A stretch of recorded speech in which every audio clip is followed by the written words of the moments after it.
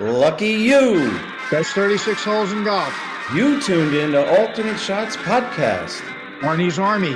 where we talk about golf, Sparky, Sandy's, poker, Bond, James Bond. horse racing, I'm all in. great movies. Alfred Hitchcock. We have no script. And down the stretch they come. We're glad you joined us. Frankly, my dear, I don't give a damn. Whoop, let's start again. All right, Billy, we've been on sabbatical. Seems like everybody has been asking us what's going on. Are you going to keep doing the podcast? Are you going to keep doing horse racing, gambling? And all that is a yes, a resounding yes. What's going on in your world? Well, although we haven't been communicating to the outside world quite so frequently, we have been doing all those things. I've been playing golf. We got really lucky here in the Northeast. I played Wingfoot right before Thanksgiving when it finally started getting a little chilly.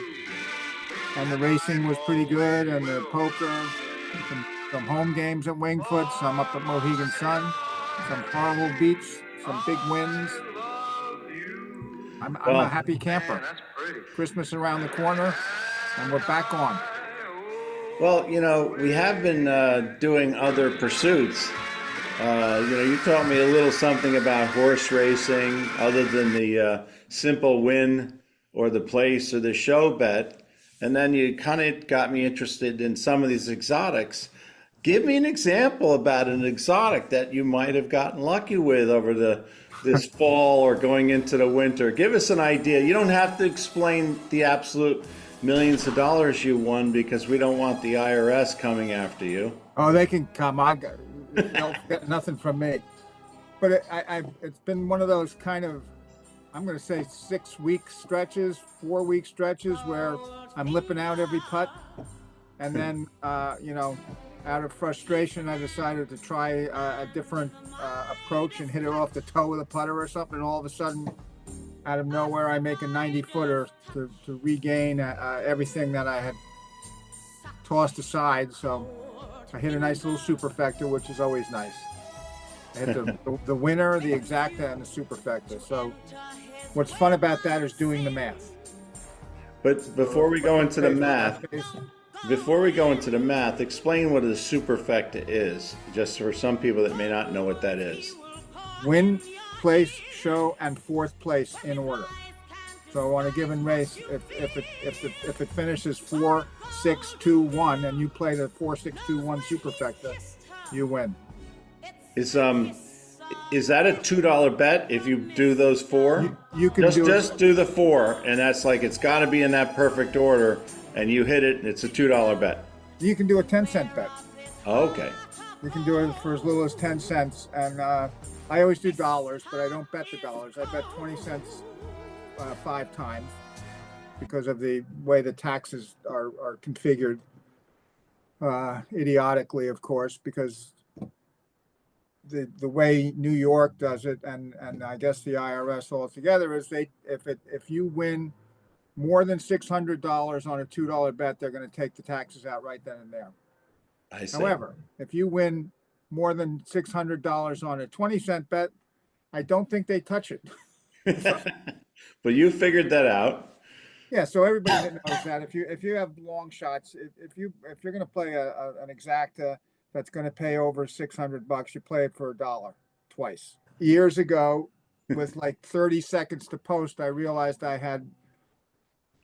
Right, our friend Chris would understand this. There was another page horse that was named Get Stormy, who I liked anyway. And on the other page, that was a little handicapping phenomena that I actually discovered myself in the racing form, where all the horses would be on one page except one. You had to turn the page for. Yeah. So I always called that the other page because I figure you're always going to get longer odds because people don't spend as much time. There's that horse, and they go back. So I played this exacta with Get Stormy, and I was in a hurry, so I played it $20 straight up instead of $1 10 times or 20 times, and it came in, and it paid $603, the exacta. No. Yeah. $5.99, I get to keep all of it. $603, I'm paying 20% attacks right off the top. So What you did with the second page is like Donnie Scanlon, God rest his soul, who at one point held the club championship at Westchester Country Club and Pine Valley. wow, I think probably about 50 years ago. He was quite a golfer, very solid two handicap, even could hold the two handicap up at Wingfoot. I think back then a two handicap at Wingfoot was a little more solid than a two handicap at Westchester. Westchester's a tough golf course. They're probably about the same type of handicap these days. But he would come to the member, or we call it the nibs, and he would look around at all the tables full of people, and he'd look usually later flights, like, you know, the 9th flight or the 15th or the whatever, and he'd see who didn't show up. There's always a couple of settings that weren't touched. at the dinner, And he'd yeah. he'd go ask whoever was organizing that, not me, whoever was taking the bets, is Bill Regan and Bob Galtiero, did they show up? No, they didn't show up. You know, they had to go to somebody's christening and they couldn't show up. So he'd go, put $10 down on them, because he figured that no one was there. No one- They yes, weren't exactly betting right. on themselves. And one year he did that. There was a member two members who lived in New York City, and it was raining. They didn't come up. No one bet on them. He put they won. $10 and he won the entire hat pool for that. It was like $2,000 for Yeah. because there was only one bet. So whatever you figure out the odds on that, the one bet collected all the money. You can't do that anymore because our savvy pro staff is onto that. Yeah. So at the dinner, they keep an eye out for people who aren't there, and then I think they all toss. Oh, there's more than one Donnie Scanlon in the lurks. Yeah, the word is out. So today we're going to talk about we're going to talk about 14 West. Shamrock. 14 West Shamrock in a moment, and I want to come back that long putt that you made, 90-footer. Just briefly, did you see one of these guys on the DP World Tour made like a 130-yard putt? Was that? I think that's going around. Was it the guy in shorts? Was he in a pro-am or something? No, I think it was a professional golfer. Wow. I think it was a professional golfer. I think your brother Neil had to be in the gallery for that one. From above. 130. He hit this shot. As you can imagine, you know, you see a guy putting, you think, okay, 3 or 4 seconds. This one took like a minute and a half. Yeah. It came up, and you sit till the very end of it, you didn't see the pin. Yeah. And they did it clever. They brought it back, and you could see it, and it went in the hole. Yeah, somebody sent me a video recently of an amateur doing that, and I think it was probably 130 yards, and they're all out there yelling. But the elation, and I've talked about this before, it's like a hole-in-one or something like that. It doesn't matter if you just lost $1,000 when the guy did it, or if you just got knocked out of the Masters. It's impossible not to react with joy when you see a shot like that. Your opponent, you, everybody. It's like, it's a treat. Hole-in-one, like when Matt Kuchar made that hole-in-one at the Masters that year. You know, the whole place goes nuts. He goes so crazy, he turns around, takes a hat off one of the fans, and throws it up into the crowd. You know? Well, if you're going to have a hole-in-one, the Masters is a good venue, but that Waste Management in Phoenix Super Bowl weekend. Yeah, that would blow up Arizona. Yeah. Problem is, you have a hole-in-one near there, your bar bill is going to be enormous. What are they, about 10, 20,000 fans on that one hole? Yeah. And most of them drink because their beer cans are also on that hole, or beer cups frequently after the hole. Yeah. Well, we are going to do 14 West Shamrock, as you mentioned, and it's coming up almost 2 years ago when we started. We're really playing slow. We're only the 14th hole, and we started this loop at Wingfoot on the West course only. We haven't even talked about the East course. We started this, 2 years ago, coming up in next month. Yeah, and they're doing some work on 4 East, which will change 4 East, so we will never have gotten to it before it's changed again. Well, we'll talk about it. We'll talk about it. We can even talk about it before that stupid trap in the left fairway over there, left rough, that only affects guys like you and I, or you and me, because we're lucky to get near the top of the hill, and then our 3-wood goes in that bunker, have no chance to get on the green. It's a bogey or double bogey. Yeah, and those trees also, you're in the right center of the fairway and you're blocked. So, That's a good improvement. They're going to keep 1 or 2 of those well, trees down there. it's a restoration. As Neil turned up from the facts that um, those trees and there was a cross bunker there that was taken out to make the hole easier. And Neil found the minutes of the board meeting or some evidence that said, okay, but that's the only hole we're going to make easier. So Right. Gil Hans is now going to make it harder again. I don't know that it actually makes it harder, but it's restoring it to the way it was. It was changed for the wrong reasons, and now it's being changed back. Well, we're going to go into 4 East, but for my money, if you said put it 120 yards in the left rough and 2, I would take that because, for a mid handicap, above 10 handicap, 8, 10, 12, 15 handicap, if you can hit that green in 3, you might have a chance to birdie 1, 2, 3, and 4. Yeah. That's hard to do on the West course, Yeah, right? and that's the number 1 handicap on the West course, on the East course. So Yeah. So but the getting over to Shamrock. Shamrock. You've just come Shamrock. off. So tell us about the Shamrock, that bunker on the left that everybody thinks the Shamrock named after the bunker, right? They do, but I was also told that that's a mistake. It was named after the shape of the green, which I don't know that it's still the same shape because things change. But 14 in and of itself is it's kind of a unique hole, but where it's positioned at Winged Foot makes it very critical because you've just hopefully survived 13. I think most people, average players, would be completely happy to walk off 13 with a bogey, to get away with a bogey. Because that's a very difficult green to hit because it's 200 and something yards. It's often into the wind. The green is very difficult. Missing left or right is not easy. So if you've made a 4 there, you're kind of feeling a bit of relief walking to the 14th tee. And then, Well, let's go before you go off at 13. We talked earlier, if you scrape a 3 on 10, so we're just talking the back 9. You had your front 9, you shot 39, 38, or if you're a good golfer like Eddie Bianazet or, Lambert or Robbie Christie or one of these guys, you're going to be around 34, 35. Now you're looking to shoot 68 or 69, which I had the opportunity of playing with my son this summer, and he had that opportunity, but it wasn't because he shot 35 in the front. He shot a little higher, and he shot a good back 9. But if for you and I, if we par 10, maybe scraping a birdie or at least par 11, that's good. But a good drive on 12 for guys like us is going to give us a chance to make a par or better. But if you snipe your drive left or right over by 18 west, you're going to make a bogey or a double bogey.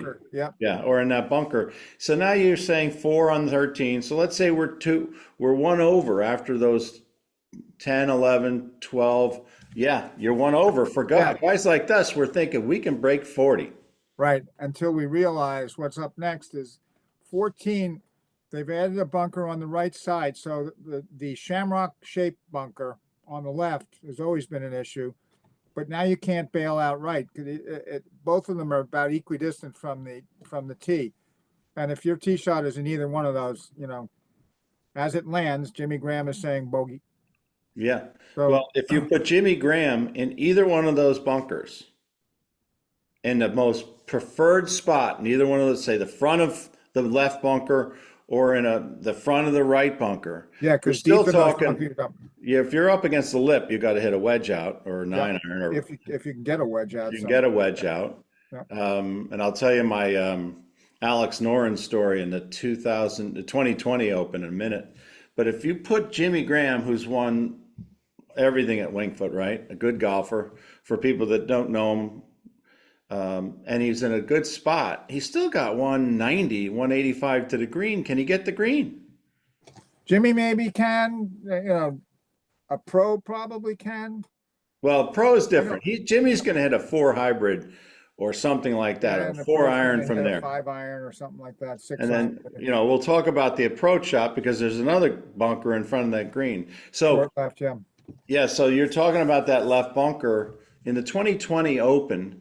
Of course, there were no spectators, but those of us who volunteered, like us, we went over there. I scored I say I caddied. I scored. I walked around with Alex Noren, and I think it was Brian Harmon was the other player. He had the most interesting 67 I've ever witnessed in my life. He probably hit the ball in regulation on the green 6 times. So 12 greens he missed, including 14. Where's he hit his drive? Into the bunker. Where does Which he one? hit it? The Left one bunker? on the left. Yep. So the legacy bunker that's on the left, that I think that was even moved downfield a little bit in one of the restorations, right? But it was always there. It's just moved a Right. little further away, make it harder to clear. So he's in there. And I would say, if you asked me, was he up against the lip? I'd say, yeah, he's got about 8 or 10 feet, and there's the lip. So he's hitting up like this. He's looking at the caddy, and and he's got 170 maybe. He says, "Give me a 7 iron." And the caddy says, "There's a bunker in front of the green." Oh no, I'm gonna hit it. I'm not gonna hit it in that bunker. So he hits a beautiful 7 iron, which to me, I thought, there's no way he's clearing the lip. He hits it about 145 yards into the left rough. So now that's not a bad spot normally, but the rough was pretty gnarly, and it was still cold in September because he went off early on that day, Saturday, very early. He went off at 7 o'clock. Mhm. And so it's only about 11, and it's still chilly. So miracle number one is he got it out with a 7 iron. He didn't put it in a fairway bunker, which nobody likes. He's in the left rough, takes a wedge out. The pin's about right center. His wedge goes on the green, which wasn't a guarantee from this lie. And he's 40 feet away. Knocks a putt in Yep. for 4. No pictures on the scorecard. I've seen a lot of long putts, and I say it when I play the hole too. On that hole, for some reason, people make long putts on that hole, and it's not that it's an easy green. There's something about it, but it's not as undulating as some of the other greens at Winged Foot. But you really need to thread the needle off the tee if you're long enough to reach those bunkers. I mean, most of these guys are long enough to carry both those bunkers, but the deception about carrying the left-hand bunker is that you're going to be in the rough if you carry it. You have to carry the right side of that bunker, or you're in trouble on a downhill, thick, rough lie with that cross bunker. What is that, 30 yards short of the green? Mm-hmm. Yeah, that can make a mess. For And me, I'd rather miss it right of the right bunker if I'm not going to hit the fairway. At least I have that angle from over there. yeah, and you have a little shoot kind of shot where you can hit it with a little knuckleball spin out of it above the fairway bunker and let it roll on. Roll up, yeah. And there's a false front there, but it's not it looks more severe than it plays. It's not like, some of these holes like 15, if you come up short, 15 east, it's going to come all the way back down. 14, if you come up short, it doesn't always come all the way back down. It comes 8 feet down or something like that. So if you like, you can use the putter on that next shot. Well, a couple of remembrances from that hole. In 50 years ago in the 74 Open, I caddied for Bob Colby, and he hit it in the right rough where that right bunker is now. And we had a measurement there. All the caddies had lots of measurements that we did all on our own. There were no books, there were Right. no yardage markers, no Bushnell things, nothing. Yep. So that's why my guys like me could still ballpark a yardage by eye. 185 yards, he hit a 6 iron out of the rough. It was 7-inch rough in the 74 Open, thus the massacre at Winged Foot. Mm-hmm. Dale Irwin 7 over, Palmer was 9 or 10 or 11 over. Guys were just getting beat up. But he hit a 6 iron, beautiful 6 iron, like you said, right to the front of the green. Came out like a Hoyt Wilhelm knuckleball. And it just shot over the green. And over that green, Oh no. those days there were some bear lies, and it wasn't fun. It was kind of an afterthought back there. Now it's a little more lush, but he was chipped it on, made bogey. So that was day one. Day two, because he was aiming away from the left bunker, which is the only bunker back 50 years ago, he hit it literally in the same vicinity. You could see, you look down, there was his divot from the day before. So he said, "Oh, I guess I better hit 7 iron," because he knew what happened on Thursday. He hit a 7 iron, beautiful shot, a little higher. It hit right in the same spot, boom, over the green. Wow. Over the green. The greens in 1974 were really, as Sam Snead said, he went to the hardware store. "Why are you going there?" So "I'm going to buy myself a pane of glass so he can practice putting Fresh. on the wingfoot greens." They were the fastest, perhaps, of all the Open in 50 years. You had 84, you had 2006, 2020, 2020 rather. The 74 greens were pretty darn fast. Yeah. Well, that whole again, you rarely see people go over the back of that green today. I rarely see that unless somebody sculls something from short. But very seldom do you see somebody fly that green. Yeah. Um, So DeChambeau and Wolff were playing on Sunday in the 2020 Open, and um, they're both in the left rough, as you said. They both cleared the bunker, but they didn't hit it to the right side of the bunker, and they're both in that deep rough left. And I don't think either one of them hit the green.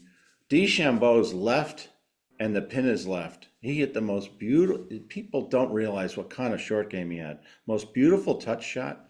He put it up. I guess it was about 7 or 8. It was not a 20-footer, but he made par from there. uh-huh. Amazing par, and you got to give him credit. He really managed to ball into the hole that whole round. Yeah, when his head's on straight, he's formidable. I think he was the only one under par. And when you think about it, Billy, you play a lot of golf in June and then also in September. The rough is much trickier in June because it's lusher. They played that Open in 2020 in September because of COVID. And so the rough was pretty good, but it wasn't quite as thick and luscious as it is in June. But he was the only one under par. The rough, you mentioned the rough this year. The way the rough felt to me was like it looked like a great place to have a picnic, but not to hit a golf ball. I mean, it wasn't real long, but it was real grabby. If Most you of the said year. to if you said to a guy you've taken a Wingfoot as a guest multiple times, or you said to one of the guys you play with every weekend, a regular Wingfoot member, and you said, "What's your favorite hole?" And you even pointed out on the West Course, would they ever say the 14th hole? Have you ever heard somebody say their favorite hole is the 14th West? No, Me no, neither. yep, It's one of the greatest holes on the planet, absolutely. And then followed by maybe the greatest hole on the planet. which we'll get to next Yeah, for a lot of what reasons. next year maybe? Yeah, next year. But the interesting thing, 50 years ago, remember we were talking about this, the distance on 14 West from the tips was 435 yards. And it was about a 280-yard carry over the left bunker. And very few people in the Wingfoot Open in 50 years ago, the Massacre at Wingfoot 1974 Open, were going over that. You had Weiskopf and you had Nicklaus, who could go over that bunker. That was about it. Yeah, Everybody else had to play to the right. Gary Player was on the side of the bunker. So that little cheek in the uh-huh. rough, happened to be out there because it was I think it was on the weekend, and Bob Golby, who I caddied for, didn't make the cut. So I was out watching. He cold shanked it there. Wow. Cold shanked it in out of that rough. So today, what's that hole playing now? It's about 15 yards, 14 is 17. three, So it's only been lengthened 452 from the about blue. Yeah.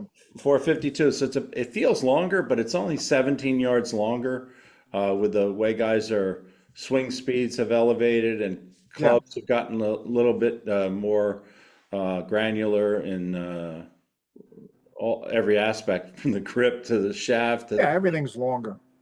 Yeah. I know that for a fact because I'm now 72 years old, and this year I hit some drives longer than I've ever hit on a few holes out there in my life, and I didn't get better. No. So Callaway got better. Yeah.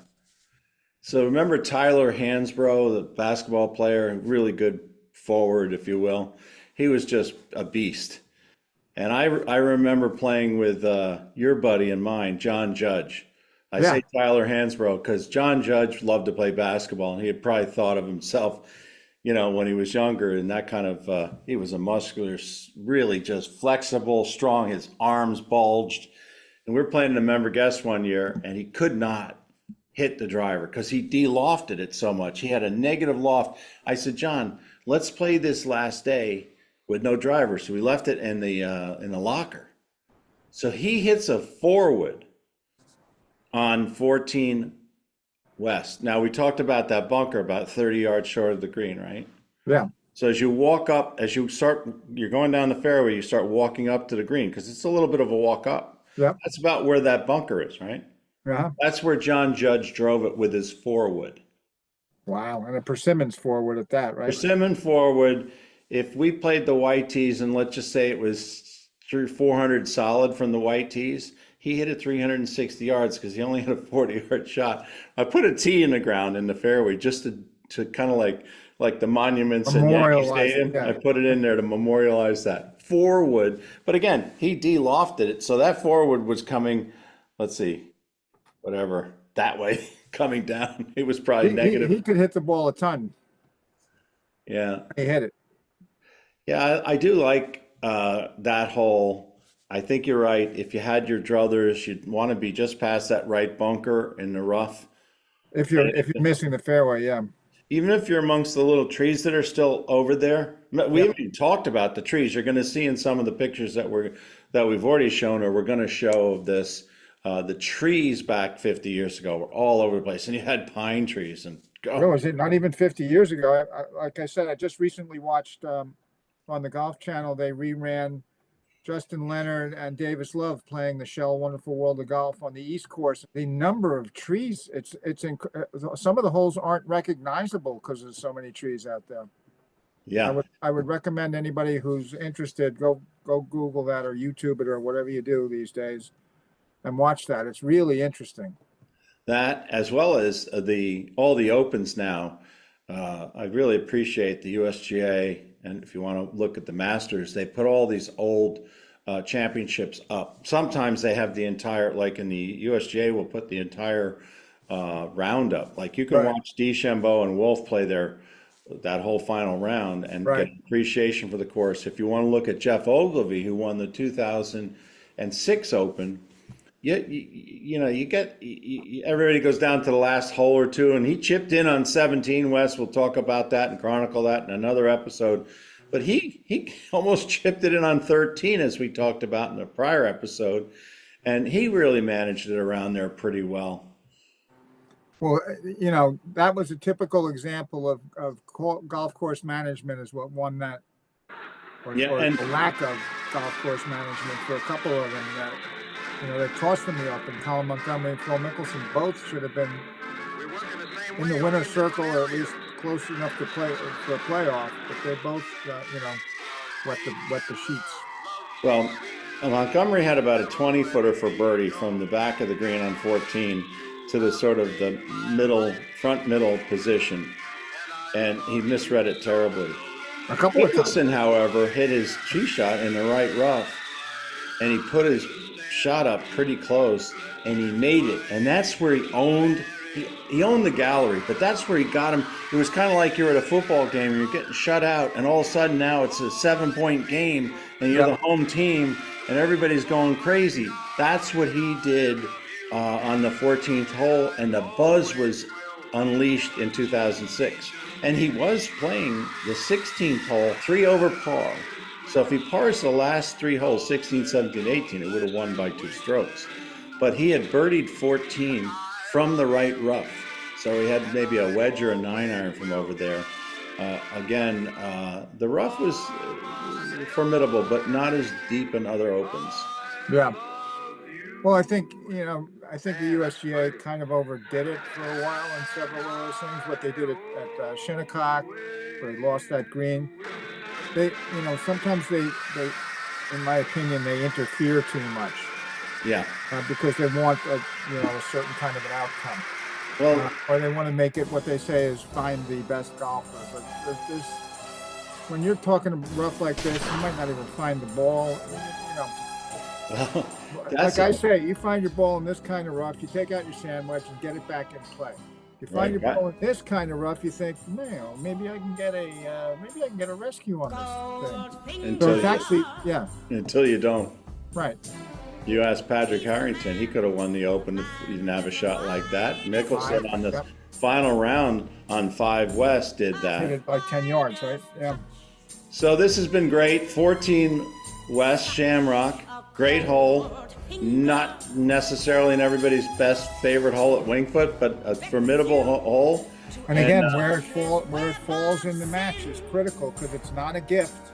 Nope. You have to pay attention to every shot on that hole, and then you're walking into, an even harder hole before you get a break on 16. So. Yeah. All right, till we get to the 15th hole. This has been great, Billy. Yeah. Why are you laughing? Well, at least we have the laugh to add at the end. That's what happened. Somebody changed my grip, and the next thing you know, I can't do the podcast anymore. I felt like I was in the first row of the first pew at church, right during the sermon. And your brother was poking you. My brother was making me laugh.